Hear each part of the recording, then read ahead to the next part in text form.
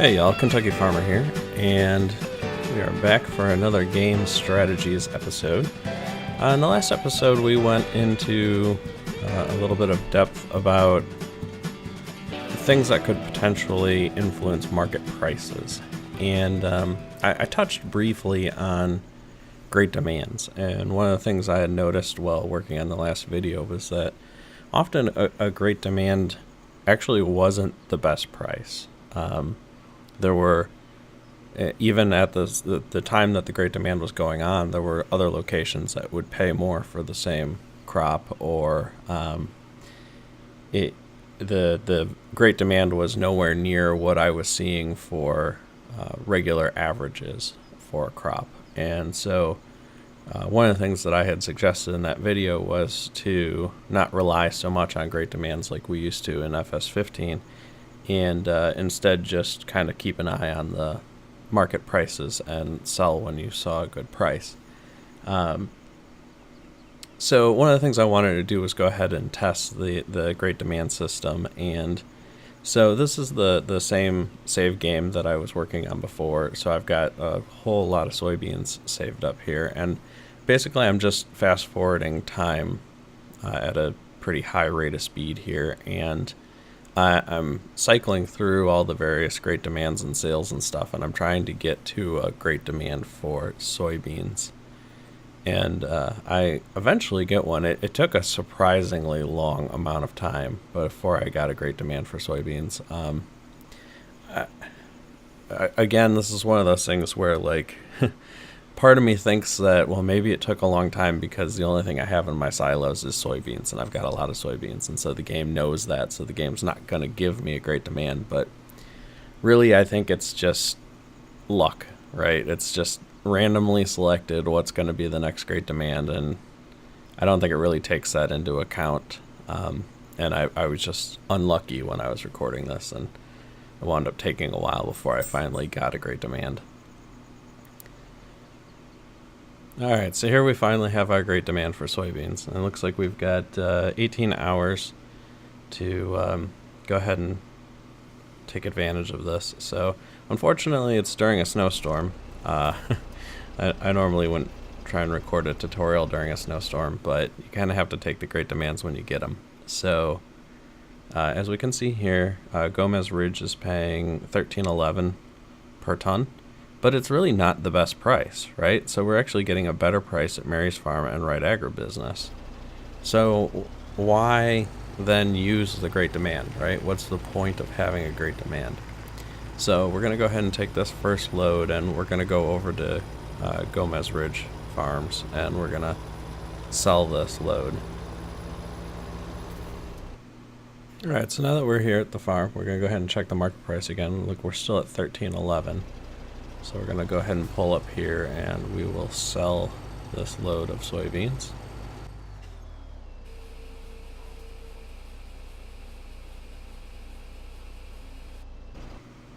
Then we're going to check the price again. If you notice, it's still at $13.11. So selling that load had no impact on the current offered price for that grain. So now we're going to head back over to our main farm, and we're going to get a second load. Alright, so we're back at the farm. We're going to go ahead and fill up with some more soybeans.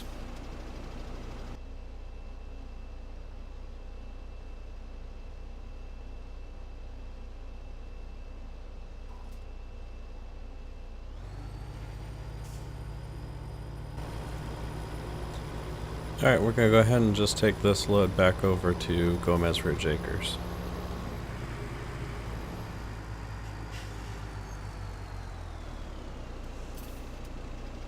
Alright, so we're back at the sale point, and once again we're going to go ahead and unload here, and we're going to check the market price as well. We unload, and you can see it's still $13.11.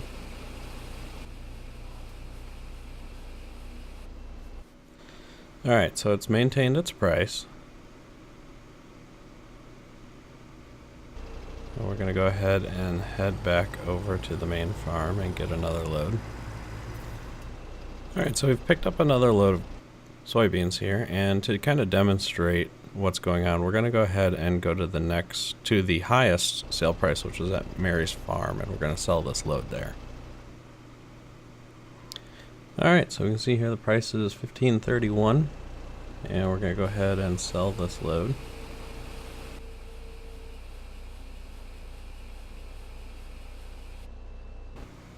Alright, so now we're going to take a look at the market tab here, and you can see the price has actually gone down. We're at $13.93. So now we're going to head back to the farm and we're going to grab another load of soybeans. Alright, so we're going to take a look at the market prices again, and you can still see that Mary's Farm is still currently our best option at $13.93, even though it's lower than it just was. So we're going to go ahead and fill the truck up, and we're going to take this back over there and sell another load. Alright, so we're back at Mary's Farm. And let's take a look at the market price again. $13.94. So we'll go ahead and sell this load.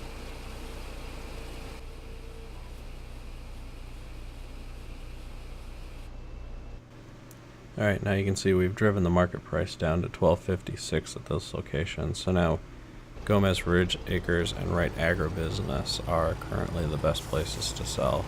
Wright Agribusiness is just a little bit better than Gomez Ridge. So we're going to head back to the farm and get another load of soybeans. Alright, so we're getting another load here, and it looks like Wright Agribusiness is the next best at $13.70.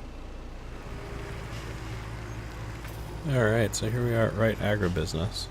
We're going to go ahead and sell this load here. Let's check the market price first. We're still at $13.67, so it's still the best price, but it's declining.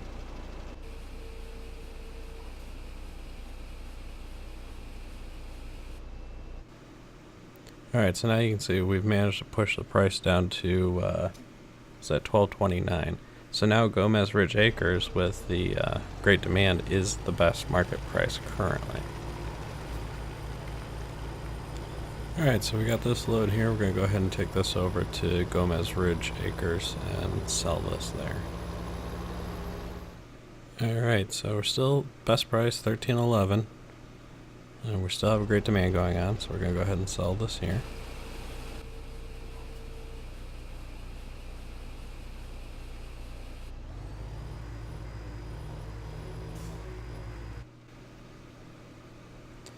As you can see, we still are maintaining our price here at $13.11. Alright, since we're almost out of soybeans, I'm going to go ahead and fill up what's left here and take this one last load back over to Gomez Ridge Acres. Alright, so we got our final load here. We still have the great demand, $13.11.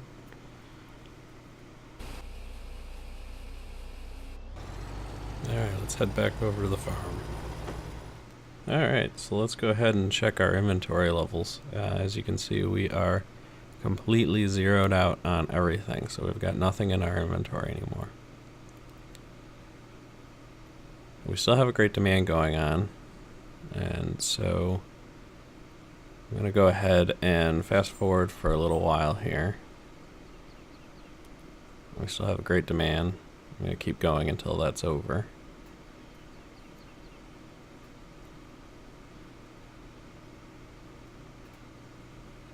If you notice, the prices of some of the other locations are continuing to plummet.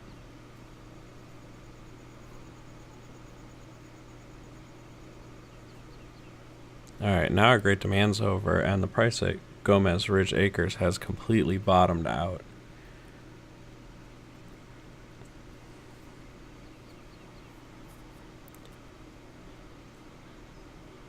So now I'm just going to go ahead and keep fast forwarding here until we find another great demand.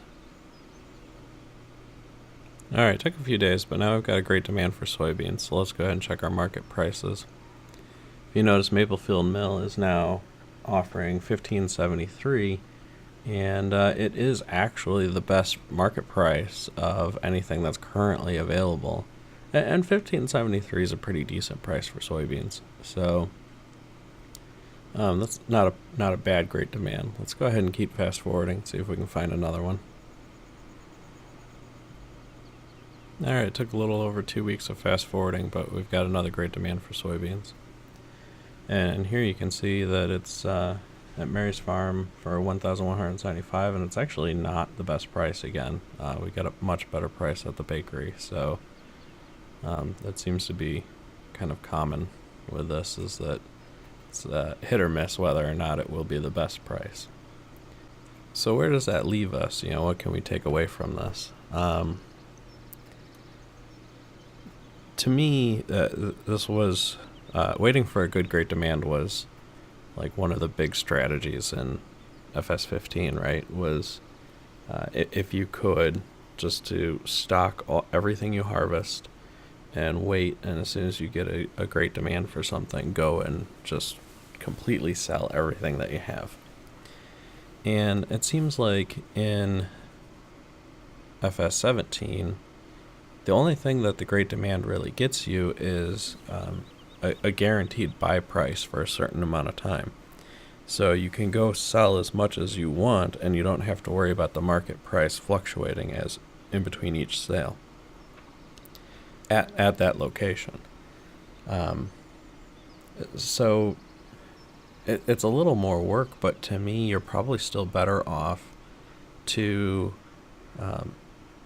stock up everything as you harvest it, and then once you have enough that you can basically take a semi-load or a train car load or something like that, just keep an eye on the market prices and find somewhere that's offering a good price and just go and sell one load, and then go sell a different grain, or wait a couple days and then go sell another load, and don't worry too much about stocking up large amounts and then waiting for a great demand and selling it. Now, as we saw, the 3 great demands we had in this episode for soybeans, the second one, that was actually a really good price. So, I mean, you could technically wait until you got to a situation like that, but I don't have the exact numbers, but I think we roughly fast forwarded through nearly 5 weeks worth of days.